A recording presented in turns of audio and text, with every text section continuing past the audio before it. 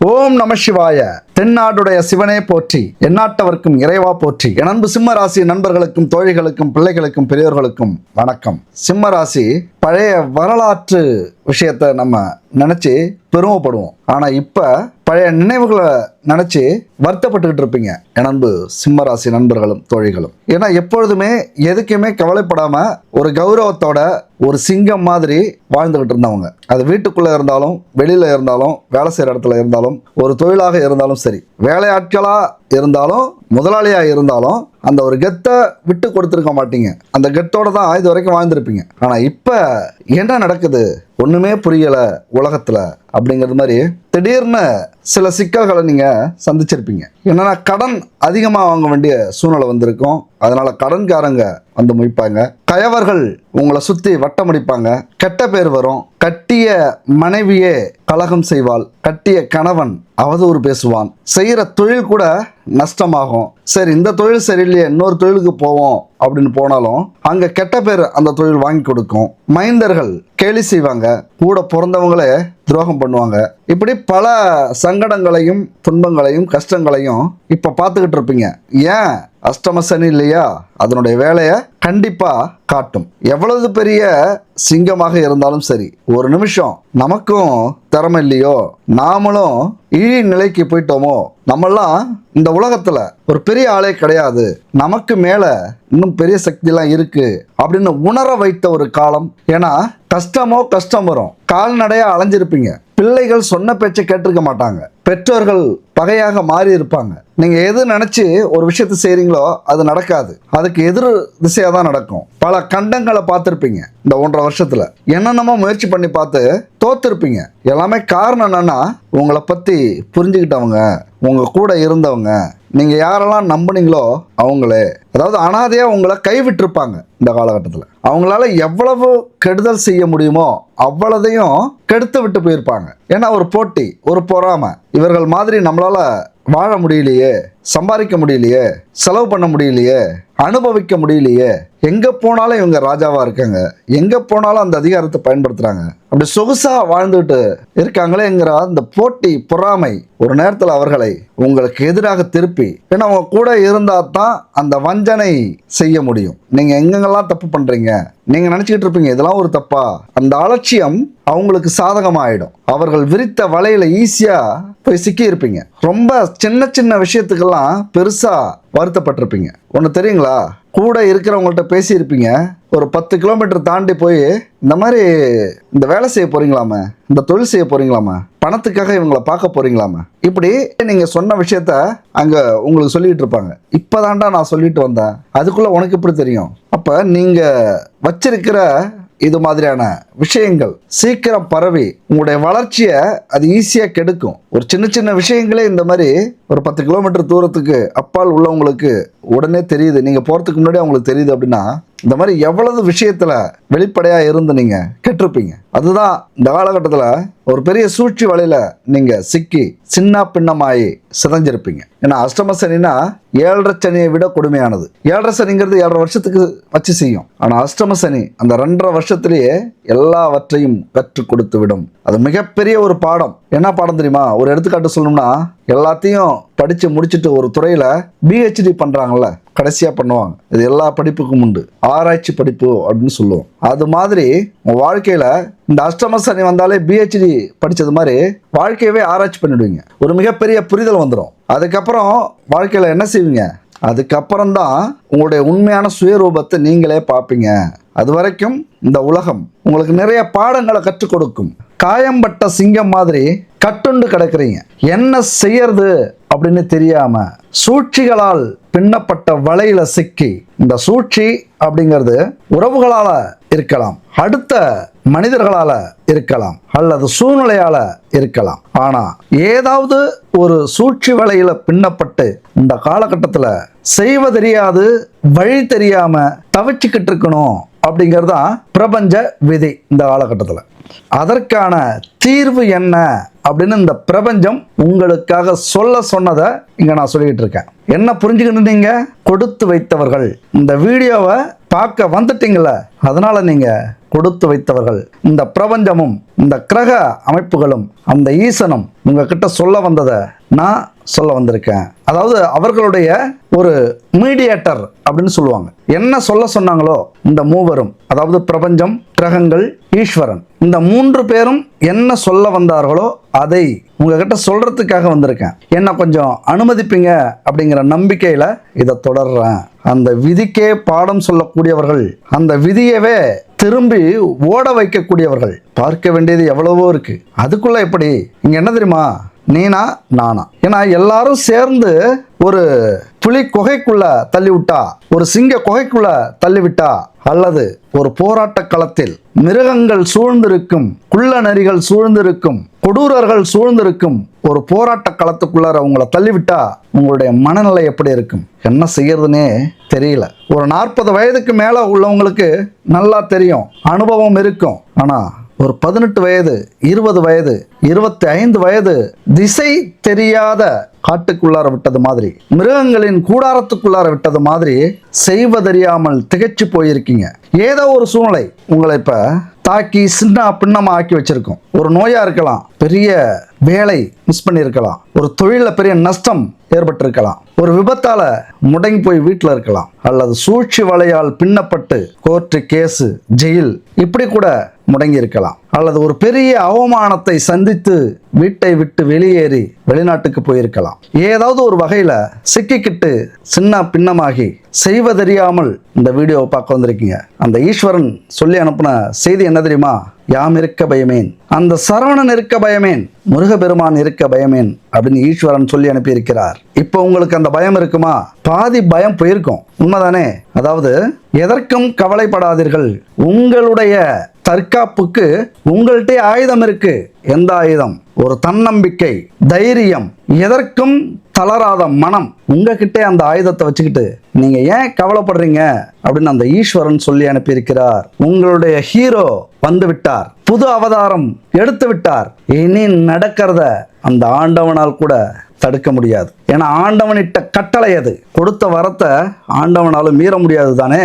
அந்த ஆண்டவனே உங்களுக்கு கட்டளை இட்டு விட்டார். உங்களுடைய எதிரிகளுக்கும் சூழ்நிலைகளுக்கும் துரோகத்துக்கும் துன்பத்துக்கும் ஒரு முடிவு காலம் வைத்தாகிவிட்டது. முடிவு வந்துருச்சு அப்படின்னு முடிவு பண்ணிக்கிங்க. இதுக்கு மேல என்ன செய்யணும்? உங்களுடைய ஆட்டம் மிக மிக இங்க முக்கியம். ஏன்னா களத்துல இருக்கிறது நீங்க தான். உங்களை காப்பாத்துறதுக்கு இன்னொரு ஹீரோ இங்க வரமாட்டார். உங்க படத்துக்கு நீங்க தாங்க ஹீரோ. புரியுதுங்களா? அப்ப உங்க ஹீரோ யாரு? தம்ப்நெயிலையும் பார்த்திருப்பீங்க, உங்கள் ஹீரோ புது அவதாரம் எடுத்து வந்து விட்டார் அப்படின்னு. அந்த ஹீரோவே நீங்க தாங்க. யாரு? நீங்க தான். உங்களுக்கு ஹீரோ, உங்க வீட்டுக்கு ஹீரோ, உங்க குடும்பத்துக்கு ஹீரோ, உங்க கணவன் மனைவிக்கு ஹீரோ, உங்கள் பெற்றோர்களுக்கு ஹீரோ, உங்கள் எதிரிகளுக்கு ஹீரோ, துரோகிகளுக்கு ஹீரோ. இந்த உலகத்துக்கே நீங்க தான் ஹீரோ. அப்ப அந்த ஹீரோவை தோற்கடிக்க முடியுமா? எப்படி சினிமாவில் ஹீரோ எது செஞ்சாலும் சரியாகத்தான் இருக்கும். ஹீரோ எந்த தவறு செய்தாலும் ஹீரோ பக்கம் நியாயம் இருக்கும். எவ்வளவு பெரிய பிரச்சனை வந்தாலும் அங்க யார் ஜெயிக்கிறது? ஹீரோ தான். அப்போ உங்களுடைய முடிவை நீங்களே தெரிஞ்சுக்கிங்க, புரிஞ்சுக்கிங்க. அப்போ உங்களால உங்க படத்துல, அதாவது இந்த வாழ்க்கை வெற்றி சரித்திரத்தில் ஜெயிக்க முடியும். எப்பா ஹீரோ நீங்க தாங்க. உங்களுக்கு இன்னொரு ஹீரோ தேவையில்ல, இன்னொரு ஹீரோ வரவும் மாட்டாங்க. ஏன்னா ஒவ்வொருத்தவங்களுக்குமே அவங்கவுங்க ஹீரோ தான். அவங்கவுங்களுக்கு ஒரு வாழ்க்கை உண்டு. இங்க நடக்கிற ஓட்டப்பந்தயத்துல, இங்க நடக்கிற ஒரு போர்ல, இங்க நடக்கிற கேம் அவங்கவுங்க தான் ஜெயிப்பாங்க. உங்களை ஜெயிக்க வைக்கிறதுக்காக இந்த உலகத்துல யாரும் பிறக்கல. உங்களை ஜெயிச்சு நீங்க வெற்றி வகை சூடுறதுக்காக இங்க யாரும் உழைக்கல. எல்லாருக்குமே ஒவ்வொரு கஷ்டம், ஒவ்வொரு அனுபவம், ஒவ்வொரு முயற்சி, ஒவ்வொரு அதிர்ஷ்ட வாழ்க்கை. நீங்க எந்த இடத்துல இருக்கீங்க? உங்களுடைய வாழ்க்கைய தூக்கி நிறுத்துறதுக்கு உங்களால தான் முடியும். இங்க எந்த ஹீரோவும் வர போறதில்ல. உங்களுக்கு ஹீரோ நீங்க தான். இனிமே என்ன பண்ண போறீங்க? சொல்லி அடிக்க போறீங்க. சொல்லி அடிச்சேன் அடி, அடிச்சேன்னு நெத்தி அடிதான் அடி. அடிப்பீங்களா? இனிமே தலை தெறிக்க ஓடணும். யாரு? எதிரிகளோ துரோகிகளோ அல்ல, உங்க முன்னாடி இருக்கிற பிரச்சனைகள். ஏன்பா நேத்து என் வேலை போயிடுச்சு, நீங்க கூலா மோட்டிவேஷன் ஸ்பீச் கொடுத்துக்கிட்டு இருக்க, சரிதானே?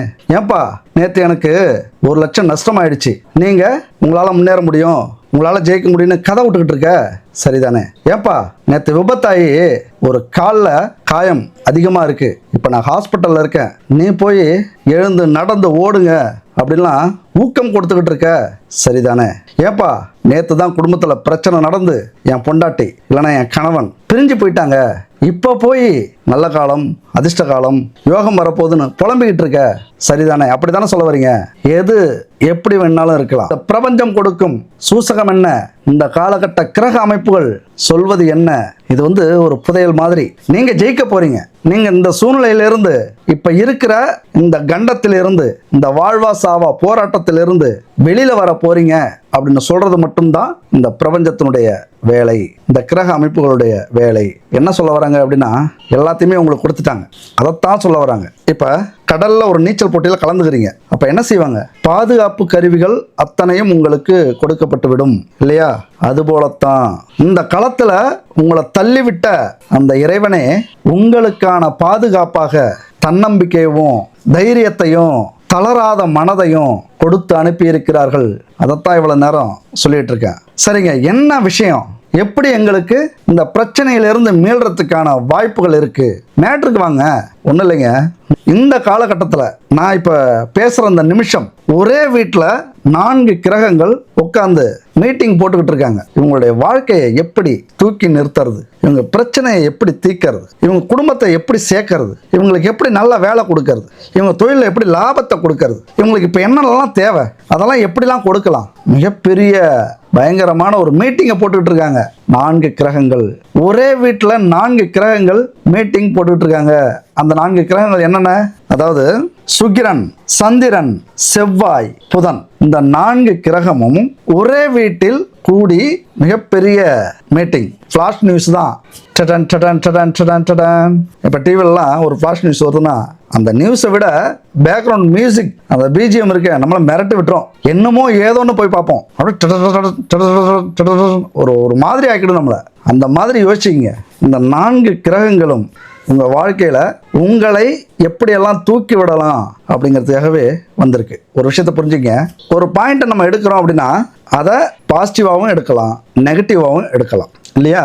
இப்போ இந்த 4 கிரகம் உங்களுக்கு நல்லது செய்ய வந்திருக்கு, நல்லது ஏதாவது செய்யலாமா அப்படின்னு முன்னாடி வந்திருக்கு அப்படின்னு நான் சொல்கிறேன், பாசிட்டிவாக சொல்கிறேன். இதே நெகட்டிவாக சொல்லலாம். இந்த கிரகம் உங்களை சோதிக்க வந்திருக்கு, உங்கள் குடும்பத்தில் பிரச்சனையை உருவாக்க வந்திருக்கு இப்படின்னு நெகட்டிவாகவும் சொல்லலாம். அதுதான் நம்ம வாழ்க்கையில் எந்த நிமிஷத்தையும் பாசிட்டிவாகவும் எடுத்துக்கலாம், நெகட்டிவாகவும் எடுத்துக்கலாம். பாசிட்டிவாக எடுத்துக்கிறவங்க மூளை டக்குன்னு சுறுசுறுப்பாகிடும், நம்மளால முடியுங்கிற நம்பிக்கை வந்துடும், அவங்க நல்ல பாதையவே தேர்ந்தெடுப்பாங்க. அப்ப நடக்கிறதெல்லாம் நல்லதாவே நடக்கும். அங்க முன்னேற்றம் எப்படி இருக்கும்? வெற்றி சரித்திரத்தை எழுதும். அதே நெகட்டிவா நீங்க எடுத்துக்கிட்டீங்க அப்படின்னா சிந்தனையெல்லாம் தப்பு தப்பாவே யோசிக்க தோணும், எடுக்கிற பாதையும் தப்பாகும், யாரையும் நம்ப மாட்டீங்க, குறுக்கு வழியில் மூளை வேலை செய்யும், அது பிரச்சனையை கொண்டு போய் கொடுக்கும். அதனால நெகட்டிவா எந்த விஷயத்தையும் எடுக்காதீங்க. இப்போ நான் ஒரு எடுத்துக்காட்டுக்கு தான் சொல்றேன். இந்த 4 கிரகங்கள் எப்படி வேணாலும் சொல்லலாம், ஆனால் நம்ம பாசிட்டிவா எடுத்துப்போம். அப்போ இந்த 4 கிரகங்களும் சுக்கிரன், சந்திரன், செவ்வாய், புதன், இந்த 4 கிரகங்களும் உங்க வாழ்க்கையை தூக்கி நிறுத்தத்துக்காகவே வந்திருக்கு. அதுபோல குரு பகவான் 11ஆம் வீட்டில இருந்து பல லாபங்களை கெடுத்து கொண்டிருப்பார், பல பண வரவுகளை தடுத்து கொண்டிருப்பார். அப்ப லாபம் வரல, பணம் வரலன்னா என்ன செய்வோம்? கடன் அதிகமாக வாங்கியிருப்போம். அதுக்கெல்லாம் காரணம் குரு பகவான் தான். பகை வீட்டில் இருந்தார் இத்தனை நாளா. இப்போ ஒரு 2 மாசத்துக்கு மட்டும் அவருடைய உச்ச வீட்டுக்கு போய் அமர்ந்து உங்க வீட்டெல்லாம் பார்க்கிறார். அதாவது சுகஸ்தானத்தை, கடன் நோய் எதிரி ஸ்தானத்தை, 8ஆம் வீட்டு ஸ்தானத்தை, அதாவது அஷ்டமஸ்தானத்தை உண்மையா கொடுத்து வைத்தவர்கள். இந்த 2 மாசம் அருமையா அற்புதமா கொடுத்து வைத்தவர்கள். போன வீடியோல சொல்லியிருப்பேன், தெளிவா சொல்லியிருக்கேன், போய் பாருங்க. இப்ப என்ன விஷயத்தை பத்தி நம்ம பேச வந்திருக்கோம் அப்படின்னா, 4 கிரகங்கள் உங்களது முயற்சி ஸ்தானத்துல அமர்ந்து உங்களை உசுப்பேத்து விட போறாங்க, உங்களை சுறுசுறுப்பா பயணிக்க வைக்க போறாங்க, உங்கள் அதிகாரத்தை வெளியில கொண்டு வர போறாங்க, எங்கெங்கெல்லாம் நீங்க எதெல்லாம் இழந்தீங்களோ அதையெல்லாம் மீட்டு கொடுக்க போறாங்க. அதுவும் செவ்வாய் அங்க இருக்காரு. எல்லாத்துலயும் இனிமே அதிரடியா உங்களுக்கே உரிய குணத்தோட இனிமே இறங்கி அடிக்க போறீங்க. சிம்மராசினா என்ன? அப்படி சிங்க மாதிரி பாயறது தான். அந்த ஒரு விஷயமே உங்களுக்கு போதுமே, உங்களுக்கு சோர்வாகிறதுக்கான வாய்ப்பே இல்லையே. நீங்களாம் எதுக்குமே பயப்பட மாட்டீங்களே. பிரபஞ்சம் சொன்னது அதானே. சிங்க ராசி, அதுக்கு பேர் தான் சிம்ம ராசி. ஒரு சிங்கம் மாதிரி என்ன நடந்தாலும் அந்த தைரியத்தையும் தன்னம்பிக்கையும் விட்டு கொடுக்க மாட்டீங்களே. ஆனா இப்ப அதையும் தாண்டி நாங்க பூனையா இருக்கோம் அப்படின்னீங்கன்னா, உங்களுக்காக உங்களை வலுப்படுத்துறதுக்காக தான் இந்த 4 கிரகங்களும் முயற்சி ஸ்தானத்துல வந்து கூட்டணி வச்சிருக்காங்க. இது மிகப்பெரிய அதிர்ஷ்டம். ஏன்னா புதனும் அங்க சேர்ந்திருக்கிறார். உங்கள் அதிபதி அந்த வீட்டில் இருக்கிறார். முயற்சி ஸ்தானம், அதாவது நெருப்பு மாதிரி. இனிமே எதுலேயும் நிற்க போறீங்க, முயற்சி பண்ண போறீங்க. உங்க முன்னாடி இனிமே யாரும் எதிர்த்து நிற்க முடியாது. எந்த தப்பு நடந்தாலும் அது அநியாயமா உங்க கண்ணுக்கு டக்குன்னு தெரியும். உங்களை ஏமாத்தவோ, உங்களுக்கு துரோகம் பண்ணவோ, அல்லது உங்க பேரை கெடுக்கவோ இனிமே முடியாது. இந்த 2 மாசத்துக்கு பயங்கரமா வேலை செய்ய போறீங்க. ரொம்ப துணிச்சலா வேலை செய்ய போறீங்க.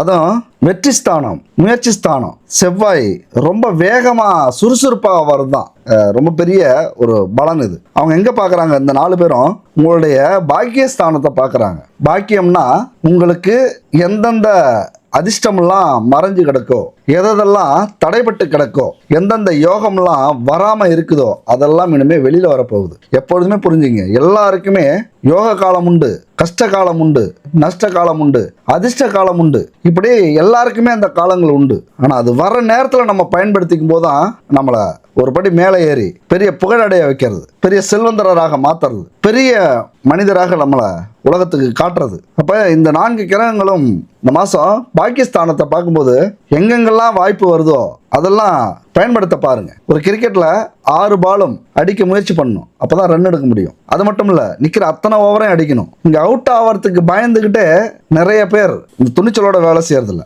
என்ன தெரியுமா? பேட்டை பிடிச்சிக்கிட்டு சும்மாவே 25 பால் டொக்கு டொக்குன்னு அடிச்சுட்டு இருக்கிறத விட நறுக்குன்னு ஒரு 5 பால் 5 சிக்ஸர் அடிச்சுட்டு போயிட்டே இருக்கலாம். 5030 ரன்னு. அந்த மாதிரி தான் வாழ்க்கையில பயந்துகிட்டே இருக்கிறத விட துணிஞ்சு செஞ்சு ஒரு 5 வருஷம் 10 வருஷம் கஷ்டப்பட்டு அடுத்த லெவலில் எட்டிட்டு போயிட்டே இருக்கணும். சிம்ம ராசிக்கு இப்ப அதுதான் வாழ்க்கை, அதுதான் இப்ப காலம். இந்த ஒரு எடுத்துக்காட்டை மட்டும் நீங்க பிடிச்சிக்கிட்டீங்க அப்படின்னா, இழப்பதற்கு எதுவுமே இல்லை, நஷ்டம் அடையறதுக்கு எதுவுமே இல்லை, கைவிட்டு போறதுக்கு எதுவுமே இல்லை. போகட்டும், எல்லாமே போயிடுச்சு. எல்லாமே பகை.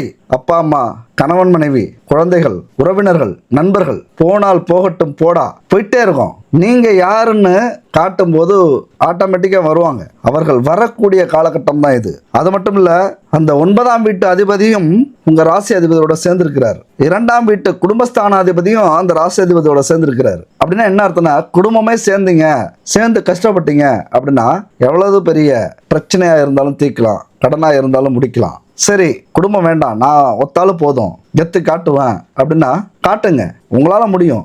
எத்தனை யானைகள், மதம் கொண்ட யானைகள் இந்த உலகத்துல உங்களை நோக்கி வந்தாலும் எதிர்த்து நிற்கலாம். எனக்கு எப்பொழுதுமே சிம்மராசி மேல ஒரு ஈர்ப்பு இருக்கும். அந்த தைரியம் எனக்கு ரொம்ப பிடிக்கும். அசால்ட்டா பண்ணுவாங்க, அசால்ட்டா பேசுவாங்க. நம்மளாம் வருஷ கணக்குல ஒரு விஷயத்துல ஜெயிக்கிறதுக்கு முன்னாடி அவங்க 1 மாசம் 2 மாசத்துலயே அதுல ஜெயிச்சிருவாங்க. ஆனா என்னன்னா, முழு ஈடுபாட்டோட இறங்கணும் நீங்க. அதுதான் அங்க பிரச்சனையே. யாரையும் நம்பக்கூடாது. தன்னம்பிக்கையோட தான் நீங்க எதை முயற்சி பண்ணாலும் உங்களுக்கு நடக்கும். ஏன்னா சிம்மம் அப்படின்னாலே தனியா தான் இருக்கணும். எப்படி சிங்கம் தனியா தான் இருக்கும். இது ஒவ்வொரு சின்னம் வச்சிருக்காங்களா ராசிக்கு, அதெல்லாம் 100க்கு 100 உண்மை. அந்த ராசி சின்னம் மாதிரி தான் நம்ம வாழ்க்கையிலையும் அது நடக்கும். உங்களுக்கு சிம்ம ராசின்னு வச்சிருக்காங்கன்னா சிங்கம் மாதிரி தான். நீங்க தனியா தான் சாதிக்கணும், ஜெயிக்கணும். கூட்டு சேர்ந்தீங்கன்னா எப்படி வீழ்த்தப்படுவீர்கள், தோற்கடிக்கப்படுவீர்கள். அதிகபட்சம் சிங்கத்தோட யார் தெரியுமா சேருவாங்க தைரியமா? குள்ளநெறி கூட்டம் தான் சேரும். அந்த மாதிரி தான் உங்க கூட யாராவது சேர்ந்து அதை செய்யறேன் எதை செய்யறேன் அப்படின்னா அந்த குள்ளநெறிகள்லாம் நீங்க நினைச்சுக்கணும். முழுசா நம்பிடக்கூடாது. நல்லவர்களும் இருப்பாங்க. அவருடைய செயல்பாடுகளை பார்த்து ஒரு கடினமான காலகட்டத்தில் அவர்கள் மேல நம்பிக்கை வைக்கணும், அவங்கள புரிஞ்சுக்கணும். அதனால தனியாக நின்று விளையாண்டீங்க அப்படின்னா அருமையா அற்புதமா ஜெயிக்கலாம். ஏன்னா 6ஆம் வீட்டுல குரு பார்வை வேற 2 மாசம் விழுது. கடன் நோய் எதிரியெல்லாம் அடிச்சு விரட்டலாம். கடன்லாம் இருக்காது, முயற்சி பண்ணீங்கன்னா இருக்காது. எவ்வளவு பிரச்சனை. இந்த நேரத்தில் எதிரிய நேருக்கு நேராக எதிர்த்து சண்டை செய்யுங்க, ஜெயிக்கலாம். பதறி அடிச்சுட்டு ஓடுவாங்க. குரு பகவான் பார்க்குறாரு. எந்த நோயாக இருந்தாலும் இப்போ ட்ரீட்மெண்ட் எடுங்க. இது வரைக்கும் அலட்சியமாக இருந்தாலும் இப்போ ட்ரீட்மெண்ட் எடுத்தீங்க அப்படின்னா சரியாயிடும். 2 மாசத்துல முடிவுக்கு வந்துடும். ஆனால் அதே நேரத்தில் சிவபெருமானை எப்பொழுதுமே நீங்கள் மறந்துடக்கூடாது. சிவன் தான் உங்களுக்கு எல்லாமே. அடிமுதல் முடிவரை சிவபெருமான் மிக முக்கியமானவர் உங்கள் வாழ்க்கையில். அவர் நினைச்சாலே போதும். அந்த தைரியமும் தன்னம்பிக்கையும் ஒரு வீரமும் உங்கள்கிட்ட வந்துகிட்டே இருக்கும். உங்களை எதிர்த்து நிற்கிறவங்க நீங்கள் ஒரு சிவனாகவே தெரிவிங்க. அவங்கள மட்டும் என்றைக்குமே மறந்துடாதீங்க. அதே போல் அஷ்டமஸ்தானத்தில் சனியை குரு பகவான் பார்க்குறாரு. நான் சொன்ன அத்தனை விஷயங்களும் அடிபட்டு போகும், சரியாயிடும். அவமானம், துரோகம், பல அருவருப்பான சம்பவங்கள்லாம் நடந்திருக்கும். நண்பனாக இருந்த இருந்துக்கிட்டு வெறுக்கக்கூடிய துரோகத்தெல்லாம் செஞ்சிருப்பாங்க. கூட இருந்து தெரிஞ்சே குழி பறிச்சிருப்பாங்க. ஒரே ஒரு விஷயம், மன்னிச்சு விடுங்க அவங்கெல்லாம். ஆனால் பழகாதீங்க, செஞ்ச துரோகத்தை மறக்காதீங்க, மன்னிச்சு விட்டுருங்க, தண்ணி தெளிச்சு விட்டுருங்க, பக்கத்திலே அண்ட விடாதீங்க. என்னைக்குமே அவர்கள் ஆபத்தானவர்கள். அதனால என் நண்பு சிம்மராசி நண்பர்களுக்கும் தோழிகளுக்கும் இந்த காலகட்டத்தில் இந்த 4 கிரகங்களும் ஒரு அற்புதமான இடத்துல இருந்துக்கிட்டு, முயற்சி ஸ்தானத்தில் இருந்துக்கிட்டு பல நல்ல விஷயங்களை செய்ய போகிறாங்க. உங்களுக்கு பாக்கியை தள்ளி கொடுக்க போகிறாங்க. எனக்கு தெரிஞ்சு நான் எப்பொழுதுமே சொல்லுவேன், இந்த 12 கட்டத்தில் முயற்சி ஸ்தானம்ங்கிறது தான் ஒரு மனுஷனுக்கு மிக முக்கியமானது. அங்கே தான் தன்னம்பிக்கை, முயற்சி, வெற்றி இதெல்லாமே கிடைக்கும். இந்த முயற்சிங்கிறது, இந்த தன்னம்பிக்கைங்கிறது, இந்த வீரம்ங்கிறது நாம் கருவிலிருந்தே உருவாகக்கூடியது. அப்போ இருந்து நம்ம முயற்சி பண்ணிகிட்டே இருக்கோம். எல்லா விஷயத்திலும் இந்த முயற்சிங்கிறது ரொம்ப முக்கியமானது. இந்த முயற்சி இல்லைன்னா நம்ம இவ்வளவு தூரம் கடந்து வந்திருக்கவே மாட்டோம். அதனால் இந்த முயற்சி ஸ்தானத்தில் இந்த 4 கிரகங்கள் இருக்கிறது மிக மிக அற்புதமான அமைப்பு. எனது சிம்மராசி நண்பர்களே, தோழிகளே, மிகப்பெரிய சந்தோஷத்தை கொடுக்க போகுது. பிரிந்திருந்த கணவன் மனைவி, அப்பா அம்மா, பிள்ளைகள் பெற்றோர்கள் இவங்கெல்லாம் ஒன்று சேர போகிறாங்க. அதுபோல் கொஞ்சம் உங்களுடைய முயற்சி இனிமே புத்திசாலித்தனமாக இருக்கும், வெறித்தனமாக இருக்கும்.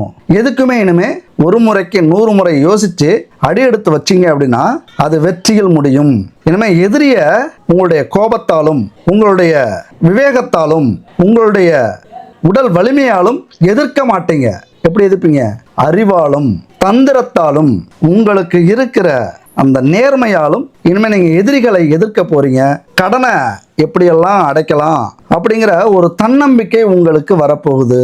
நோயெல்லாம் இனிமேல் பதுங்கெல்லாம் வேலை பார்க்க முடியாது, உடனே கண்டுபிடிச்சிருவீங்க. அட நோயே, நீ தான் உள்ள இருந்துக்கிட்டு இவ்வளவு ஆட்டம் போடுறியா, வெளியில வா, உன்னை இப்பவே விரட்டி விடுறேன். இப்படி உடனே மருத்துவரை பார்த்து அந்த நோயை விரட்டி அடிப்பீர்கள்.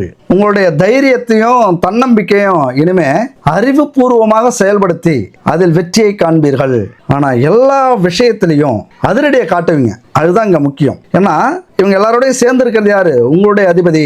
வெறித்தனமா செயல்பட போறீங்க. உங்க முன்னாடி இந்த தடை போட்டவங்க, துரோகம் பண்றவங்க, எப்படியாவது கெடுக்கணும்னு நினைக்கிறவங்க, எப்படியாவது வீழ்ந்து போக மாட்டானான்னு நினைச்சவங்க, எப்படியாவது இந்த அவமானம் நிலைச்சு போய் இவன் தலை காட்டாமலே கடந்துட மாட்டானா அப்படின்னு நினைச்சு சந்தோஷப்பட்டவங்களுக்கு எல்லாருக்குமே மிகப்பெரிய ஒரு பதிலடியை இந்த கிரகங்கள் கொடுக்க போகிறது. அதாவது முயற்சி நெருப்பா இருக்கும், குடும்பம் உங்க முன்னேற்றத்துக்கு துணையா இருக்கும். உங்களது கணவனும் மனைவியும் இணைஞ்சு நான் இருக்கேன், யாம் இருக்க பயமேன் அப்படின்னு தோள் கொடுப்பாங்க. ஒரு விஷயம் என்ன தெரியுமா? குடும்பத்தை பொறுத்த வரைக்கும் ஒரு துரதிர்ஷ்டம். ஏன்னா குடும்பத்தோட ஒட்டவே மாட்டீங்க.